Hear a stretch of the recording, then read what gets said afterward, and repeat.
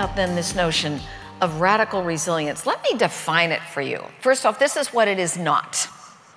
How many of you remember that character? Okay. You got to be able to take a licking and keep on ticking. Well, there was that resiliency, Bozo the Clown. The traditional definition of resiliency is to do what? It is to bounce back. It is to bounce back. And that's exactly what happened with that image, Bozo the Clown. And those of us who remember it, you remember you would hit that thing and it would come back, hit it and you'd come back. Who wants to be hit and come back in the same position to be hit again? I do not think this is very smart. So to me, the definition of resiliency is not about bouncing back. It's this. It is to grow through. What will it take to be resilient if I'm going to be able to grow through? And I'll tell you what I think it's going to take. Energy. At the end of the day, do you have the mental, emotional, physical hardiness that will create the energy that will allow you to grow through both adversity and challenge?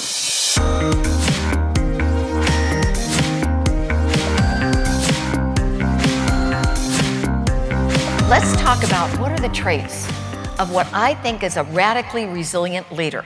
And I'm taking it from a leadership perspective, which is the background that I come from. There are 4 of them. Here's the first one. The first one is adaptability. Now, Rick used this term with you, requisite variety. We all say, yes, Eileen, to be resilient, I have to be adaptable. Requisite variety moves it to a far greater level. What requisite variety says, if you listen to what Rick said, it means that the organism with the greatest number of responses to any situation is the one that survives. So in other words, if you and I were playing chess, and I only knew 2 chess moves, and you knew 22 chess moves, who's going to win the chess game, you or me?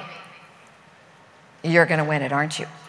So my notion of adaptability is how many ways can I find to respond to a given situation? Here's the second skill. The second skill is agility.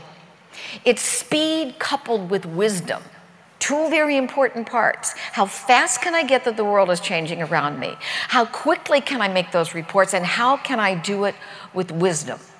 The third part, which I think is a critical resiliency skill, is laughability. The ability to keep a sense of humor, because that's going to tell you what's really important and what is not. And the last one is alignment. Alignment says, am I lined up with what is my perceived mission and values and goals?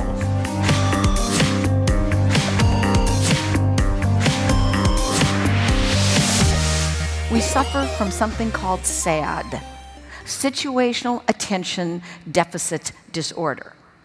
Now, I hope you notice, by the way, the pronoun that I'm using is we. I do not come to you as a voice of wisdom today. I come to you as a fellow pilgrim on this journey that we call life. And sometimes I think I understand this well, and other times, quite frankly, I stink. And my husband says, Eileen, read your book. So as I'm talking out loud to you, I'm talking out loud to myself. And so when I think of this suffering, this ailment called SAD, I'm going to describe some of the symptoms. And so that I don't feel like I'm alone, if you experience these symptoms, would you please say, oh yeah, can you do it? Oh, yeah. All right, so here's some of the symptoms. You walk into a room, you stand there, and you think, I came in here for a reason. Good. Got. All right, here's another one. You look down at your PDA, your day timer, wherever it is that you keep appointments, and it says, John Jones, 10 o'clock. And you're thinking, I have no clue who he is. All right, now here's one of my favorite ones. In your wonderful, proficient, productive best, you make a phone call. And while the phone is ringing, you decide you're also going to answer email. You're ahead of me. You're right. So that by the time the person on the phone says hello, you forgot who you called. Right? Your brain went out your nose. That's a pretty sight, isn't it? But you know what?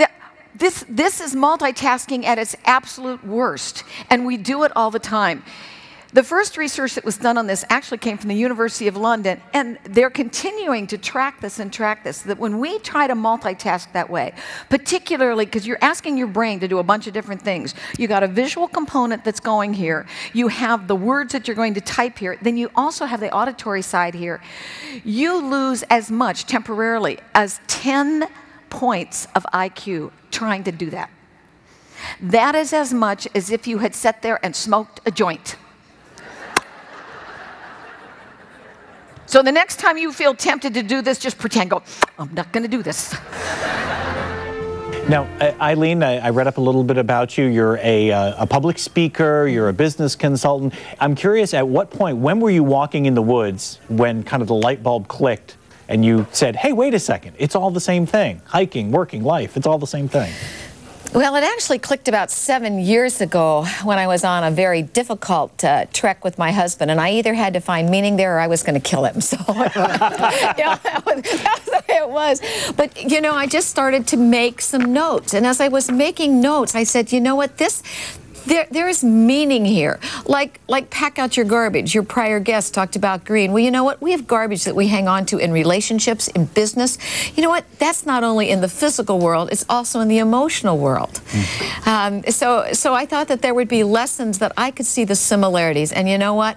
It all goes together. This is one life that we've got. We need to blend it together beautifully.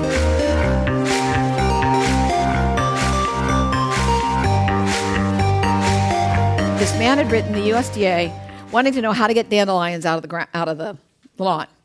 And they wrote him back. And there was this whole series of correspondence because nothing worked, nothing worked, nothing worked. And finally, on the guy's last letter, he says, I've tried everything. I can't get rid of the dandelions. Some very probably low-level but brilliant clerk wrote on the letter, then we suggest you love them.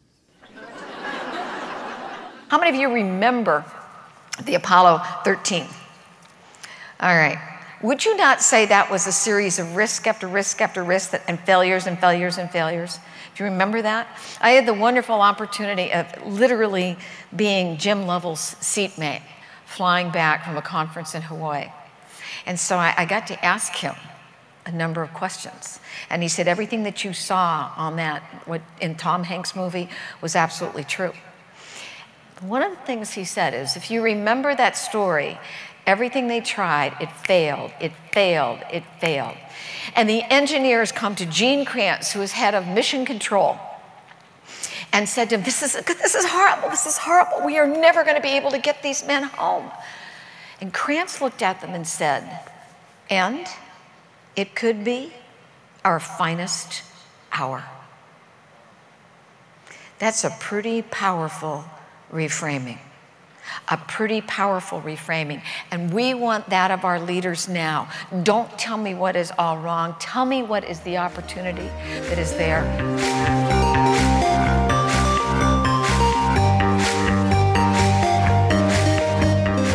Let's talk about passion for a minute. You've heard this word used a number of times while we're here today. And when we think about passion, what organ of the body do you think of? The heart. Here's the heart. This heart is an amazing pump. There are 60,000 miles of veins, capillaries, and arteries in our heart. 60,000 miles. That is 20 round trips across the United States. And one of the things that we're seeing in the research that we're knowing about the heart is that the heart has an extraordinary energy field. Do you know it is 5,000 times the energy field of the brain? 10 feet away, I can measure the energy of a heart. And when we think about being remarkable, when we think about getting people who will help us as mentors, people in a network, you know what they respond to? Heart energy. Have you ever gone into a room and the energy is negative? You can feel it? You go, whoa, something's happening here. Don't know what, but I'm backing out. Didn't come from the brain, came from the heart. It came from the heart. And the reason I think the heart is so important to us, we think with the heart. It is our intuition. And intuition is becoming more and more valuable in the marketplace. First and foremost, you are a practice community family. How many of you are here for the first time? Wow, would you look at that. Practice community. Do you not know when you bring new people into the fold, they sit there and say, God, they speak a language I'm not sure I understand? Because practice communities have their own language. You know, upline, downline, you have all of these. When in network marketing, you've got a whole different language that you learn. And of course, as an Arbonne family, you have a whole different line of products. I mean, it is probably only few of the chosen who actually know that RE9 is not part of the tax code. That's only because you haven't gotten to them yet. And you have your rites of passage. I mean, you have your rites of passage with that wonderful white Mercedes, which frankly is a far classier color than pink.